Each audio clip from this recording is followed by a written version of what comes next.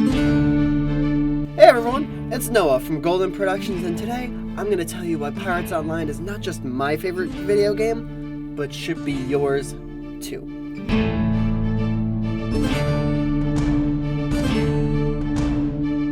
So let me take you back to a time here real quick. It's the mid-2000s, and your parents are putting a movie on the TV. It's the Pirates of the Caribbean.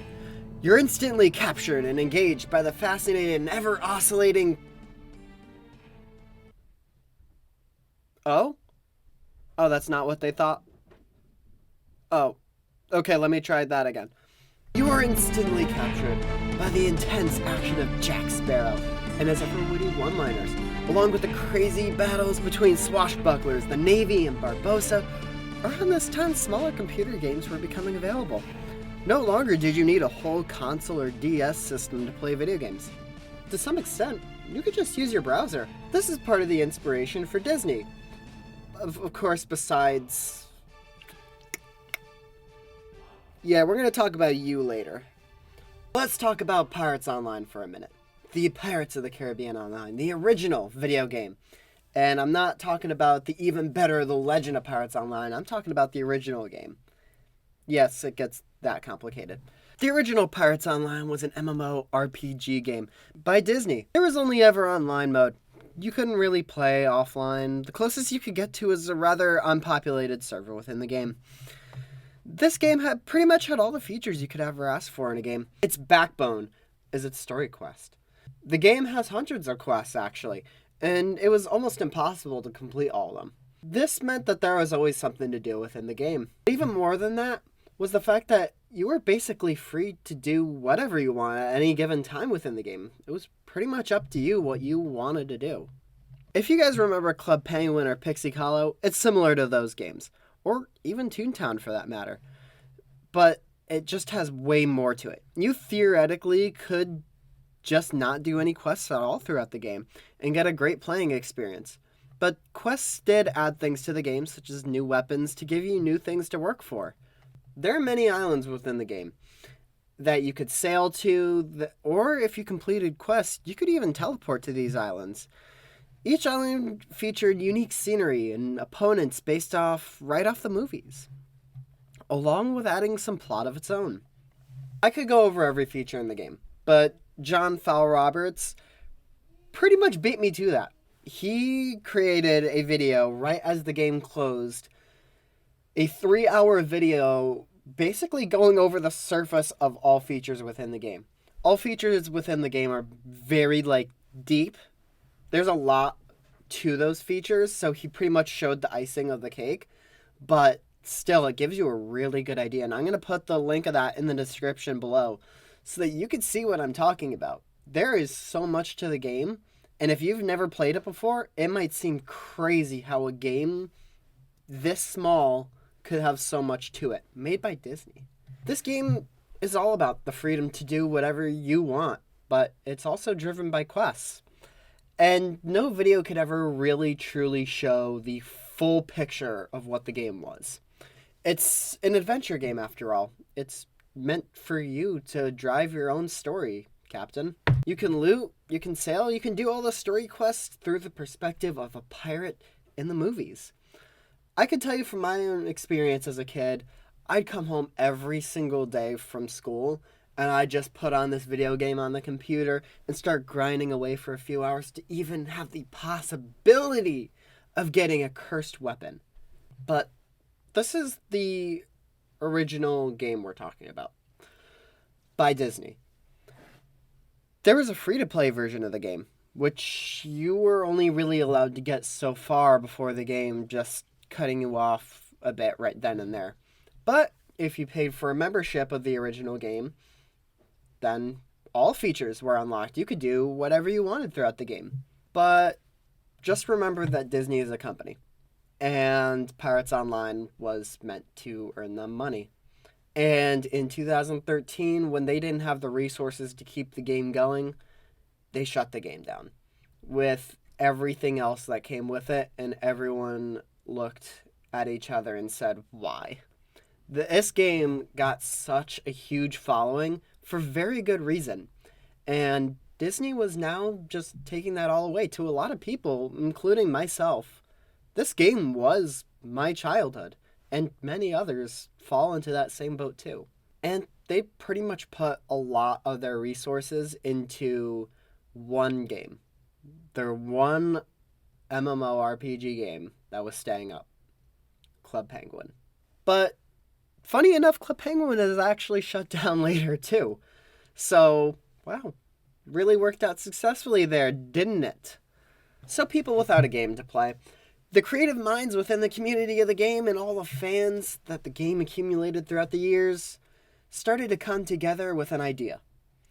And this idea was to recreate Pirates Online. But these people were just normal coders, designers. This was a bit of a big undertaking. But with the passion that this community had, they were going to do it. And they didn't have the funding from a bunch of fans to do it either. They had to do it right out of their own pockets because Disney would not allow them to make money off of this. They couldn't even accept donations. So, after 4 years, they finally made a reboot of the game, The Legend of Pirates Online. It's insane to think that these people were able to come together and bring this game back to life. But that's not even the craziest part. These people were passionate. And while the original game had a free-to-play version and a membership for those who had money, The Legend of Pirates Online, on the other hand, is completely free to play. All aspects of the game are unlocked from the start, no membership included. The people running this game were doing it from the money out of their own pockets. They can't even accept donations, as I said. If they could, though, I'd probably pay enough money to keep the game running for like a decade or two. I love this game that much. But they have no problems doing this, and they've said that before. But simply remaking Pirates Online obviously wouldn't be enough, as one of the big things that the fan base complained about before it closed down was the fact that the game didn't really have any updates at all.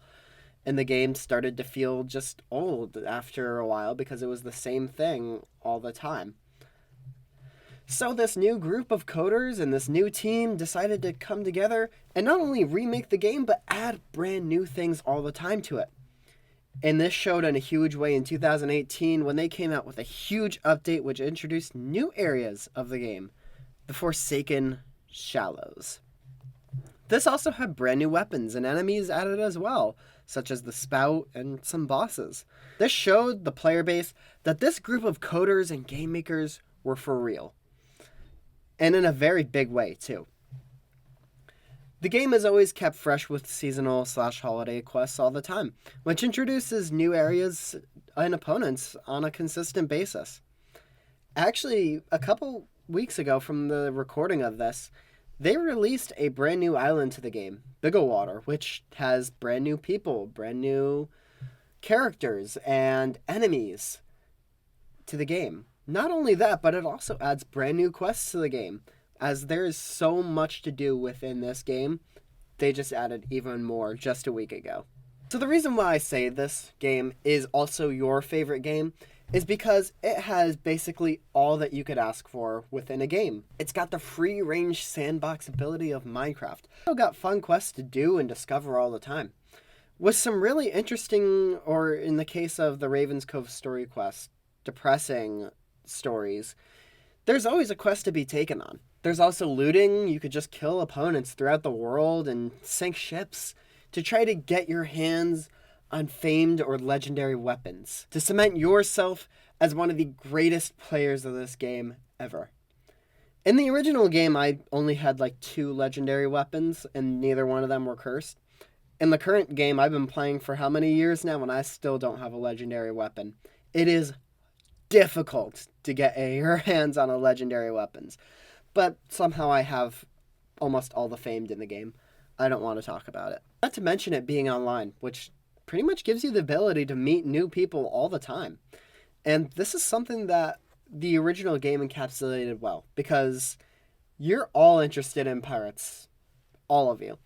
And if you're playing this game, that shows it. So if you play it well enough and long enough and level up your pirate and join guilds and stuff, you're going to meet people of the same interest all the time. It's a great way to make new friends. So it's free to play, it's a small file, and barely takes up any space on your computer. All that comes together to be one of the greatest gaming experiences you could ever think of. And personally, I play this game all the time. So with all that, go on.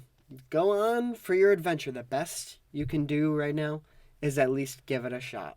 Because if you love games at all, and if you have any computer, it doesn't matter what kind of computer it is, doesn't matter if it's a Mac, doesn't matter if it's a laptop, or even an elite gaming PC, you could play this game right now. So, what are you waiting for? Just give it a shot and get hooked, just like I did. I'll see you guys out there.